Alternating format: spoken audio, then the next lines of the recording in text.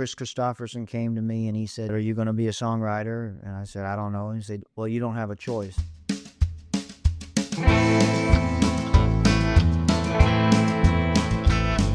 All right, we are in here with Lukas Nelson. Lukas, thank you for inviting us out to your place and sitting down and doing this with us. Oh man, I'm happy to be here with you guys. I guess what I'd like to do is just kind of start, way back in the day. What's it like growing up for you? Being the son of Willie Nelson. I'm sure that was a interesting lifestyle. I know you were born around the late '80s. What, '88? Yeah.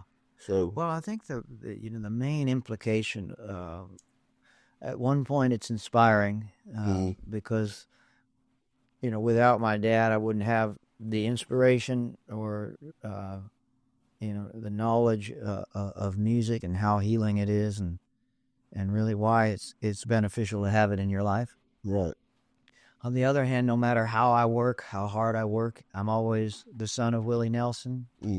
To most people, unless they really know me and know my work, I have, so it's hard not to escape that question. It's kind of the first thing everybody asks, and it's the first thing on everybody's mind until they get into my body of work, and some may love it, some may not, but it always looms, and it's something I've had to deal with my whole life, and but the main thing is that I just write songs, and I know that I can write songs really well, and so I focused on that. Starting when I was about 11 years old, I wrote a song called "You Were It." Yes. And that's on the album, and my dad loved it so much that he cut it, and so that gave me inspiration at that time. Kris Kristofferson came to me and he said, that's it's a great song, and he said, "Are you going to be a songwriter?" And I said, "I don't know." And he said, "Well, you don't have a choice." So early on, I had these mentors around that inspired me to really focus in and hone my craft, and I've been doing that ever since. So, and playing 250 shows a year from the time I dropped out of college to be on the road, and played in little bars in a van for 70,000 miles and put another 100,000 miles on a RV, and then finally graduated to a bus, and all year long playing and playing and playing. Yeah. And I think I just I always felt like I just had to work really hard and prove to myself that my music meant something to people and myself. Well, that song you wrote at 11, extraordinarily poetic song for an 11-year-old to write. I love that song, and it's incredible to think that an 11-year-old wrote it. Yeah, I was going through a lot. I had a lot of pain inside when I was young. I felt like, I think, Viktor Frankl was an author that wrote a book called Man's Search for Meaning. Yes. And in the book, he describes meaning as being one of the most important factors in happiness. Is a sense of meaning and purpose and dignity and those things. And so finding who I was in the midst of the world, and what does my life mean, in the context of being the son of someone famous, or being just growing up in this world around us where we have a lot of unrest, and people are oppressed, and some people are really doing well, and some of them really aren't. And what is my life? What does my music mean in the context of everything that's going on? And I think that for me, I've discovered that, if I write from my heart, if I write about love and loss and the pain that I have, that's something that no matter where you are, you can relate to, because no matter where you are, where you come from, suffering is universal. Yeah. Until we figure out a way to break free of it, and that has nothing to do with your external circumstance. So, I write about my suffering, I write about my pain, I write about my love and my joy, and I think that is something that is universal. Yeah. I've been around you a couple of times, and I gotta say, you're always just super humble and super kind. you know, Well, to me and people around you. it's we don't have much time on this planet. It's so fleeting. Mm-hmm. I only got, but if I'm lucky, I got 90 plus years, which is good genes maybe. Yeah. Yep. But that's not a lot of time really. And it goes by so quick. Uh, you know, uh, I don't feel older than 25, and here I am at 36. And that went by like a blink of an eye, and and I still feel like I have so much to do. And I think that it when you look at the scale of the world and of the universe and and the impermanence of all things, and how we're all really just stardust or dust, however you want to look at it. It's hard not to just be humbled by that vast mystery that is life. Zooming out. Yeah, when you zoom out, we're all just part of some grand thing that I have no idea what it is. Yeah, it could be both a scary thought, but also a calming thought, especially at a time of turmoil. Yeah, it's just like, yeah, if you really just sit and think about the broad scheme of things, time in general. Yeah, mm-hmm. that is it's a comforting, scary thought. Yeah, I mean, I always really think about. A lot of times, I think about the hour of my death. And I know that sounds dark, but I think about, what do I want to be thinking about? Well, how do I want to be feeling at that moment? Yes. And a lot of times my songs, like in this album, my songs reflect that. There's a song called Pretty Much that we already put out, actually. Yeah, and it's a feel-good song. It's about falling in love, but it's about every moment that you fell in love with the person that hopefully you're holding hands with on your final day. Yeah. And you've got your family surrounding you, and they're asking you everything they can to just get a little information before you go. When did you fall in love? With your love, and And there's several different moments. And all the different. You look back on all, and that's kind of, if I imagine like what my ideal relationship would be, it would be having loving someone so much that I'm holding hands with them at the end, and happy to let go, at some point. I told, when I did the podcast with Travis Tritt, I told him something similar. I said, there's two people that live in my head, myself at 80, 90 years old, however old I am on my deathbed, and also myself 5 or 10 years ago. Yeah. The one on my deathbed is, would I regret doing this or not doing this? I always think about that. And myself 5 years ago is just when I think about something not going my way right now, I'm like, man, myself 5 years ago would be so proud. Sure. Of where I am now. So that's a great couple things to think about. Yeah. Rinpoche is a Buddhist monk and master, and he says, if you're going to think about anything, contemplate the hour of your death. Yeah. Because the Buddhists are all about not thinking, just kind of feeling and being in the moment, being present. And the Zen Buddhists, at least, and the Taoists. But I grew up, with a lot of different influences. My dad taught me the Lord's Prayer when I was real young. And then I grew up being exposed to a lot of different faiths and religions and philosophies. And so, but all of them kind of point to really just appreciating what you have in the moment. Because if you can't appreciate what you have right now, you'll never appreciate anything you get in the future. And so looking back and saying, yeah, I mean, that guy 5, 6 years ago, 10 years ago would be real proud of where we're at right now. Yeah. Yeah. I find Eastern philosophy to be incredibly interesting. Wu Wei, Yeah. Just go with the flow. Mm-hmm. And I found that in my life just a few years ago. I'm a spiritual person, and I got to a point where I went out and I was like, God, it says in the good book, birds don't worry about what they're going to eat, and the flowers don't worry about how they're going to dress. So I'm tired of getting in my own way. Let's see what you got. And it was, the same week, my Mhm. life changed. Yeah. And That's really beautiful. it goes to that Eastern philosophy though of Wu Wei of get out of your own way Yeah. and roll with the flow. Stop trying to walk up the river and Yeah. flow down it. Well, if you think about it, your body, your spirit, your whatever you feel, all of what you are is a part of the unfolding universe. Yeah. So, to resist it is to resist the unfolding of the universe in its natural course. Yeah. And so, I think,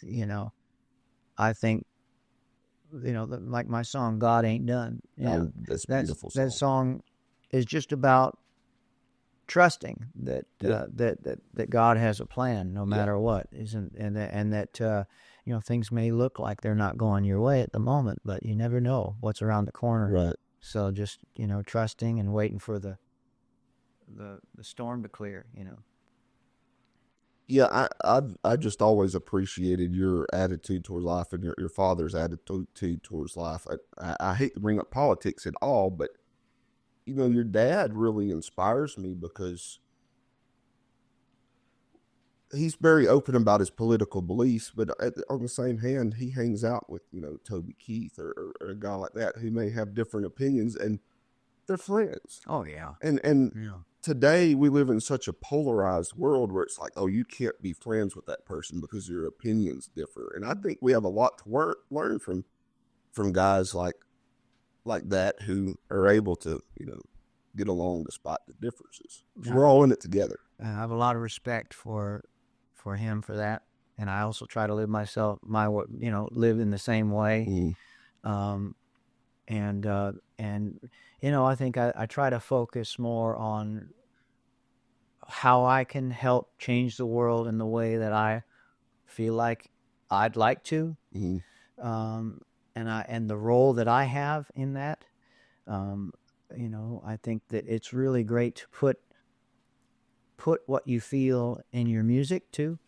Yeah. Man, Bob Dylan is a great example of somebody who never had to go on Instagram and make a statement because how he felt was laid out so intricately in his music. He wrote songs like Masters of War about the military-industrial complex back in the day. Yeah. About people who make money off of selling bombs and orchestrating conflicts. Right. And then he had a great song called "Pawn in Their Game" about how politicians pit the poor blacks and the poor whites against each other, and how they gain from that conflict and that has been going on for a very long time. So I love putting what you believe in your music rather than, because as a musician, that's where my strength lies. Rather than making a statement necessarily. Or a post about it. I think if I really feel strongly about something, then I'll write about it and I'll put it out. And there have been moments where I did that, but for the most part, I also believe in sitting down and talking to people that disagree with you, because understanding is really important in terms of growth. Yeah, I believe that too. And so yeah, that's where I lie in that realm. Yeah, absolutely. It kind of goes back to what we're talking about with the Taoism, yin yang, that kind of thing. You have to understand the other perspectives, and you have to realize them. There's no ups without downs, and that sort of thing. Yeah. Without the darkness, there is no light. Yeah. So you have to understand why people may be. A lot of it is ignorance, and I don't mean in the sense of in the true sense of the word, which just means unaware. Sometimes I've been unaware of things, and I thought a certain way, and then learned something, and it changed me. Right. And I think that's really where we have to be able to move, is that we don't want to be so rigid in our beliefs that it becomes a part of our identity and who we are. Because you want to be able to evolve and change in the light of new information. And so I've always tried to just stay that way.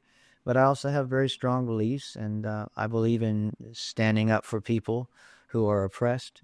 I believe in making sure that everyone gets a fair shot, and I believe in freedom of speech, and so these are things that I stand, and I hopefully in my music that comes out, but I really try to focus on the things that universally we can all connect with. Yeah. If someone who maybe acts like they don't have a heart hears a song that activates their heart, Yeah. then that's powerful. Yeah. Something that helps them connect to their heart through love or through that kind of realm and opens them up to empathy, then policies, that they've supported may change, Yeah. Yeah. Well, this is definitely off to the most philosophical podcast that I've done this far, but I love talking philosophy. Yeah. But like you said about, learning other people's perspective, we're all born into this world, unchiseled marble. And through raising and where you grow up, where you live, what you see on TV, you've kind of chiseled away. And I think it's important to try, and it's very hard, but to try to get back to that unchiseled marble and chisel it out yourself. Absolutely. Yeah. I think that's very important. Talking about, I brought up your dad's attitude. I watched when he was having trouble with the IRS.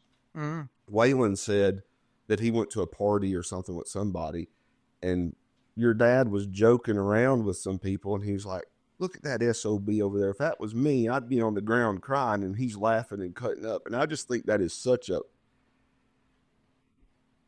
I strive to be that unbothered in life, and I'm not saying that he was unbothered by what was going on, but to be able to laugh in a moment like that is just incredible. Yeah, I mean, he's a very resilient man, I'll tell you that. Yeah. I'm lucky to have him as a father. Looking back in the flow of your life, I guess, and how things had kind of come together, you played Farm Aid.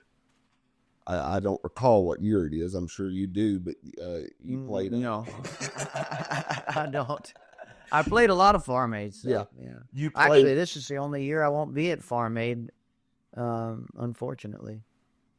You had played I think it was L.A. by Neil Young, and he... Yeah, that was... Actually, I do remember that year. That was in 2010. Okay. Yeah. And he took... he really dug it and recognized you. And then you were at... Was it one of his concerts when you met your drummer that you had with Promise? That's right. Yes, that's right. Got stung by a stingray. And yeah, well, we went surfing that night. I got stung by a stingray, and then, and they still play together. Through that connection, I think that became Neil Young's band, and really that was what was meant to be. And I think that they're happy there, and I'm happy. I think playing my music, writing my songs, and doing my own thing. And so I'm grateful that everyone it was a win-win for everyone. I love Neil to death, and I probably know every one of his songs by heart. But I also, have my own path to forge, and I'm continually forging it, and I think that at this point in time, I've done enough and have enough of my original material out there, and that people, people resonate with that needs to be where my focus is. Yeah. Well, down the road a little ways from that, you were playing with Neil, and Bradley Cooper took notice of you. Yeah, and that's how you got...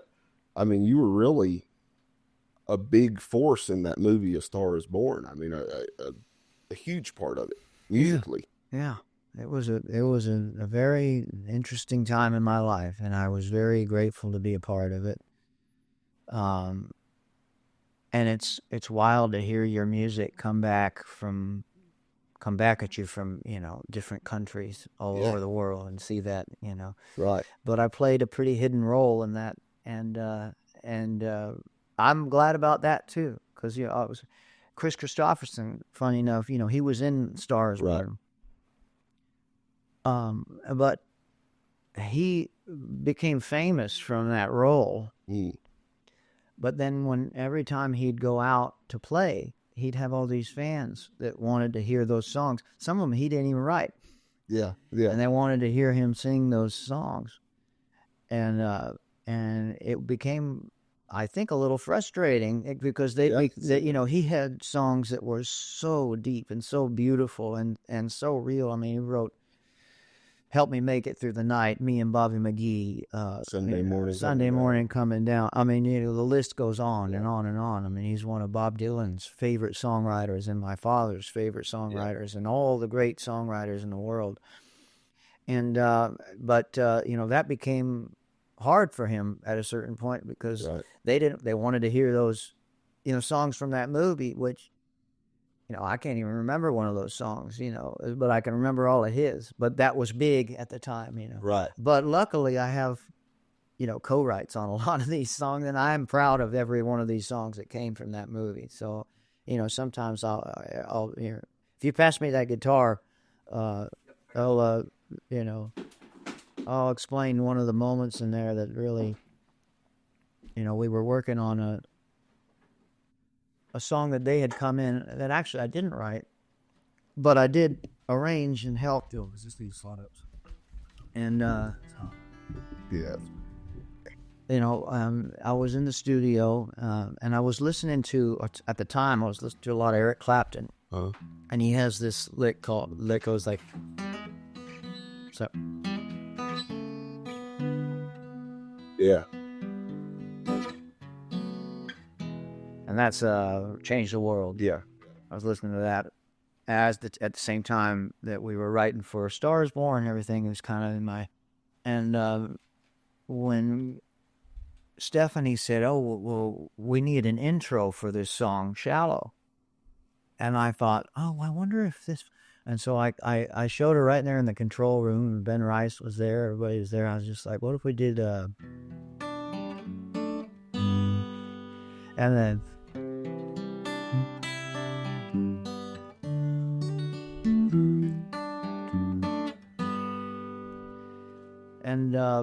And that was how that got born, Yeah. Didn't get, a co-write, but I was proud to be a part of it, and to have arranged that and to produce that song with my band. That's all of us live in there. And they didn't change much when they put it in the film. They kept that sequence going, and so I'm really, really grateful for it. And Mark Ronson and those guys, they wrote a great song that I was happy to be a part of. And I saw a video the other day of, like, I don't know, 1 million people on the streets of Brazil singing it, Wow. And so that that's an interesting thing to see your music, come back at you that way, and even though I'm so I have a lot of bittersweet memories, of being a part of that, and and of the other songs that I did write, with them, like Music to My Eyes, and songs that really did come just like magic, We're sitting and writing with them. And so that was fun. That was a good time. A good moment. Yeah, and off of that, you got to collaborate with Lady Gaga, and you've done some pretty incredible. Yeah, she heard my song "Find Yourself" while we were working together, and we were recording it in the studio at the time. And then she kindly came and sang on that one. But I didn't want to put her name on there because I didn't want her to feel like I was using her. Yeah. To get there, Right. I mean, just people, and she, she kindly shared it, which was really helpful for my career at the time, and got a lot of people to it, which was great. That's another thing that I admire about you is when you started out, I guess, you kind of cut yourself off from your dad and your family, financially speaking. I've heard you talk I never about... really asked for anything, I kind of wanted to just make my own way, and I wanted to see that I could. Yeah. It wasn't like they wouldn't be there if I wanted it. but I didn't want to rely on anybody. I still don't, you know. Yeah. I wanted to make my own way, make my own money. Uh, you know, I don't ever want to think about a trust or a will or any of that, and I don't have to now. And I'm glad I made that choice, you know, because I want my dad to live forever. Yeah. You know what I mean? And I want to be there for him, and I want to be, you know, I want to be someone who relies on only myself in life as a human, you know, to survive. Yeah. And you know, that has always been a journey for me, just like making that way, you know. Yeah. Well, that I mean, that's highly admirable, you know, because you didn't have to take that path. You know, it's the harder path, but yeah, I think more rewarding though in the end. Yeah. When you look back, and no matter what anyone says, you know. Right. So that's right. And do you feel that it was necessary, you know, as far as an artist? Do you think it's necessary to take those horrible paths? No, I don't think so at all. I mean, I see so many people out there that didn't and do really well, you know. But I just don't. It's not about the level of success for me. It's about a level of integrity. Yeah. You know, and I do my best, you know, to just be true to what I really want to do in my life. You know, I love country music. I love rock and roll music. I love, you know, gypsy jazz, and I love all kind. You know, there's so many influences that I have, and I just, you know, sometimes it's hard. I get pulled in every direction because I get excited about this. I get excited about that. I see somebody do something. Zach Top just blows my mind. You know, I got to do an album like that. Oh, but I really want to do an album like Lana Del Rey. I mean, she's got all these beautiful lyrics and songs, and they're all just like, it's like a moving poem, and it's beautiful. And I love that so much. And then I love Sabrina Carpenter, and I love, you know, but then I love Frank Sinatra, and I love Nancy Sinatra, and I love, you know, Django Reinhardt, you know. And so it's for me, my problem is just trying to figure out how to focus, and, you know, but I love Ernest. Ernest and I write a lot together. Yeah. I respect him very much as a songwriter. And we're working on a project right now together. And that's been exciting, you know. So, you know, time and time again, I just find myself getting re-inspired by something different. And that's what keeps me moving. That's what keeps me going, you know. It's just kind of the constant inspiration that music provides me, you know. Yeah.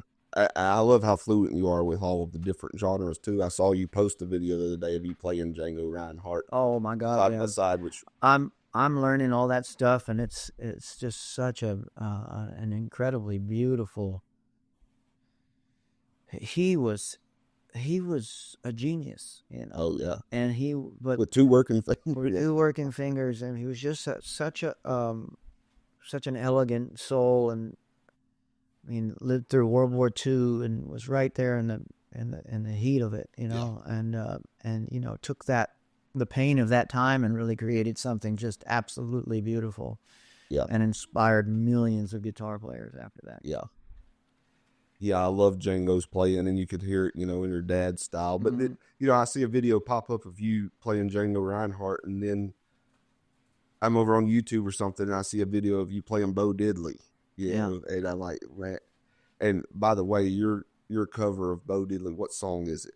Oh, it's the Eric Clapton song that he did. Before You Accuse Me? Yes. I love your cover of that song. Oh, you accuse me. See, yeah, pick us a little bit of it. Oh, let's see.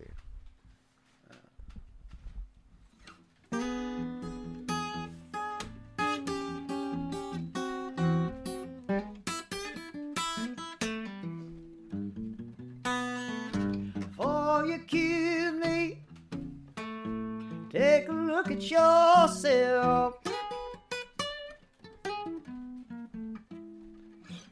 Before you accuse me, take a look at yourself. You say I'm spending my money on other women. You taking money from someone else. Called your mama 3-4 nights ago.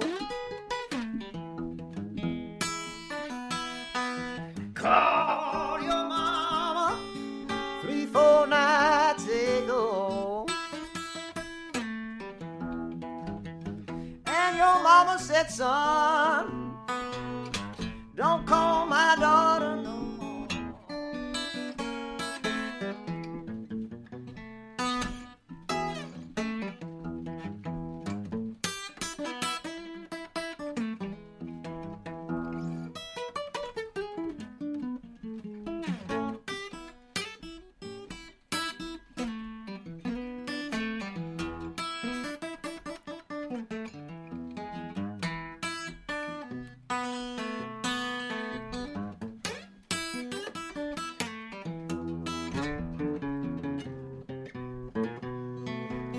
Come on back home, try my love one more time.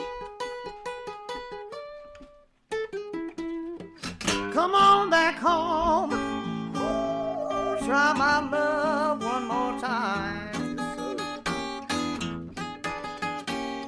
And if my loving don't suit you, I'm gonna lose my mind. Oh, man, that's good.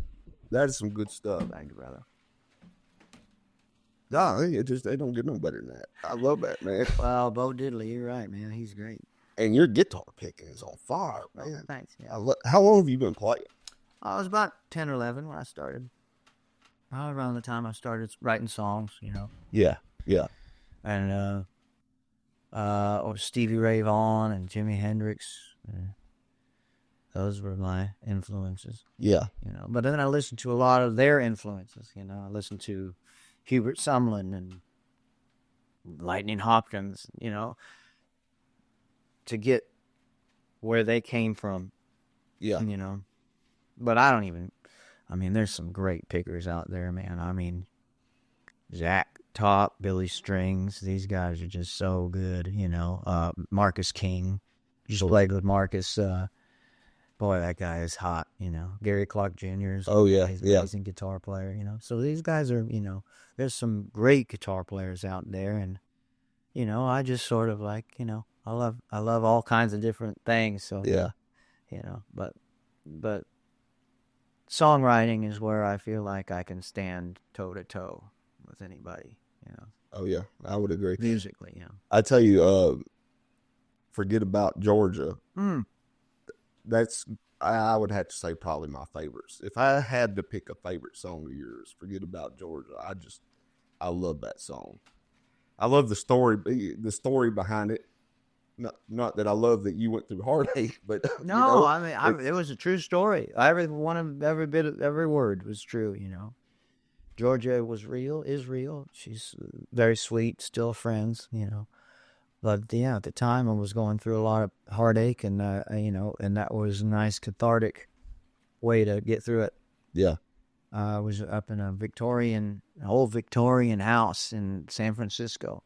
Yeah. Right near where the Painted Ladies are, there in Alamo Square Park. Yeah. And I remember the room I was in. I remember what I was feeling, and I remember feeling like I would, sometimes I write songs in a way where I can picture myself on stage, and that really helps me to put myself in a place of, how's it going to get across live? How am I going to play this song live? And I could just feel it every moment, and I was visualizing it, and so it came very quickly like that. Yeah. Yeah. It's such a good song. The fact that you had to get up on stage, and play Georgia on My Mind with your dad. After that, yeah. I could only imagine the heartbreak every night. Every time I heard it, I was like, oh man, she'll never leave, Georgia will be on my mind. Mm-hmm. I've talked a lot about, inspiration from your dad and you alike, but something more recently, talking about conquering fears. Yeah. You did that in an ultimate way. You said you were afraid of flying, and you went out and became a pilot. What better to do when you're afraid of flying than go be a pilot? That's right. So tell us a little bit about how that went. Well, like you said, I was afraid. I was nervous, anxiety. Mm-hmm. And I tried everything. I tried the meditations and the understanding the odds and all. None of it helped. Mm. And I just had this thought. I thought, well, I don't know any pilots who are afraid of flying. So I figured, why not try and learn? And as soon as I started understanding how it worked, over time, and not just that, but understanding how much time it takes to get to the level of being an airline pilot, and how much it's like, they know how to fly like we know how to drive cars. Right. It's that. Hopefully better than some of the drivers in Nashville. Well, and if you think about it, I mean, man, you're right. I tell you what, that is one of my pet peeves, because I probably yelled at 3 people in my car on the way back here just now, because everyone's on their phone and can't hold their lane. Yeah. Anytime I see someone in front of me and I see, wow, this person, what's going on with this person? Are they drunk? And I look in and they're on their phone. Yeah. They're going like this. They're looking that, like trying to do that. And it's an epidemic. It's a real problem. Yeah. People need to get off their phones when they drive. I'm telling you, it's gonna start killing people more and more, because we're gonna get more addicted to our phones. There's gonna be more ways that we have to look at the phone, at that moment, where we can't just wait. And I'm telling you, people are going to start dying more. I'd be surprised if the statistics don't show that already. Oh, I'm sure. Well, hopefully there's no pilots in the cockpit scrolling through TikTok. But the thing is that at least there's autopilot up there. You know what I mean? True. Like, I think that it is a very safe. I know there's been a lot of incidents that have been happening, and that's really sad, but ultimately it's a very safe way to travel. And knowing more about, there's some YouTube channels that you can follow that I really like. Expert pilots that are really great at explaining things. Mm-hmm. Mentor Pilot is a great YouTube channel. Sky Petter, he's from Germany, but he's a pilot, and he's I think a 737 pilot, and he has a lot of great incident and accident explanations. He'll go through a really well produced video, and that's really great. And then there's 7-4 Gear, which is a great pilot channel, and this guy's really funny, and he talks about a lot of things there. And yeah, I mean, you can kind of understand, what the Boeing situation is. You can kind of understand more of the intricacies of why it looks like things are happening all at once. What happened in Newark, you get really kind of real information about it, and not sensationalized information, because there's a lot of that happening too, where things get sensationalized in the media, and every time a big accident, there was a big accident this morning in India. 787 crashed and killed about 200 people. Oh wow! And you can watch, because now there's going to be a lot of reporting on smaller incidences, because of it's in the national mind, and they know that, and so they're going to start then highlighting the different things and try and drum it up and make it more big than it is. Because there's always little incidents, and this and that, but they don't report on them unless something big happens, and then they say, oh my gosh, okay, that's in the national mindset, psychology, whatever, collective psychology, if you will, and that fear is there, so let's prey on that fear and highlight all these little tiny ones that normally wouldn't make the news. Right. So that's how they work, Media can be real dangerous. Yeah. It can really exacerbate things and actually create things, in some ways, So I worry about that sometimes. Yeah. Well, have you seen your fear dissipate? Yeah. Yes, absolutely. Now it's just I understand it too more. I understand, okay, it's really about not knowing the pilot, about not knowing what he did last night, about, so, that kind of, that kind of fear was that kind of dissipated too, because I understand now what it takes to become a pilot, right, and how that works, and then understanding why incidents happen, and so much has to go wrong in a line that it's just great to know and to have information, because information can help dissipate the fear. But really, flying and getting up there and being at the helm of it is a really peaceful feeling for me. Yeah. I love it now. I'm not just not afraid. I just love it. Yeah. It's a beautiful feeling. One of my favorite stories, my platform is a lot of storytelling. One of my favorite stories was about your dad in the airplane whenever he crashed over, when they had the crash landing, and the media asked them about the crash, and he said, "Crash? I thought it was a perfect landing." Well, if you survive, it's a perfect landing. Yep. I mean, any landing is a good landing, where you don't die. So, yeah. Flying, it's also something I do sober, because I'm sober. I don't drink, never really liked it in the first place. I quit drinking a little while back and quit smoking weed, and I figure, okay, what are things you can do when you're sober? And flying airplanes is one, that, you can do when you're sober. There are lots, so it gave me something to do. Yeah. I saw on that post you said you got sober and been hitting the gym real hard too. Yeah. I've been running a lot lately now. I'm trying to run, maybe do a race or something. But there was a time I was in the gym every day. Now I'm gonna have to get back into lifting weights again and doing strength training. But right now I've never stopped the cardio, because that's something I feel like I can do every day, just no matter what. Go get either a light run or do sprints and that kind of thing. It makes me feel like, all right, I'm ready to face the day. Right.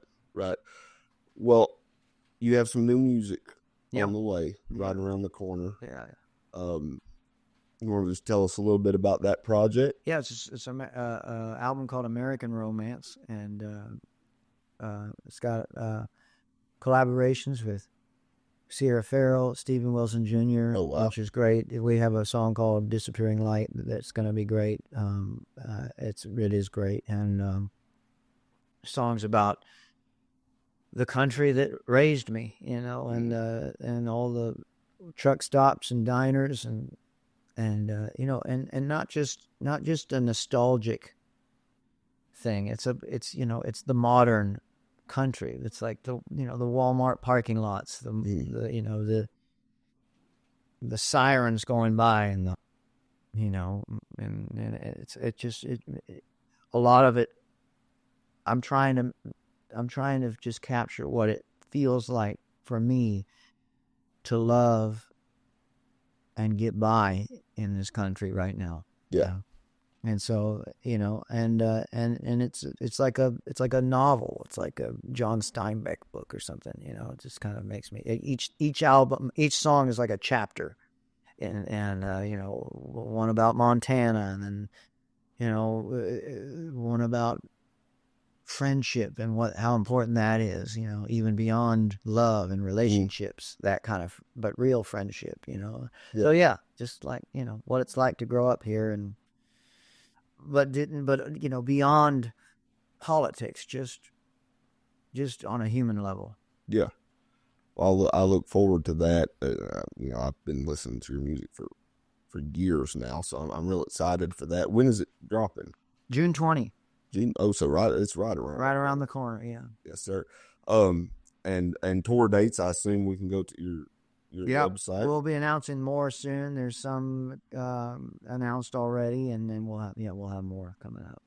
Yeah. Well, I know you told me that you have a big interview here in a few minutes, so I don't want to take up too much of your time. This is a big interview to me. Oh, well, I appreciate that. Y'all being here. Yeah. Every interview is the same. There are some that I don't want to miss, only because I'll get shit for it.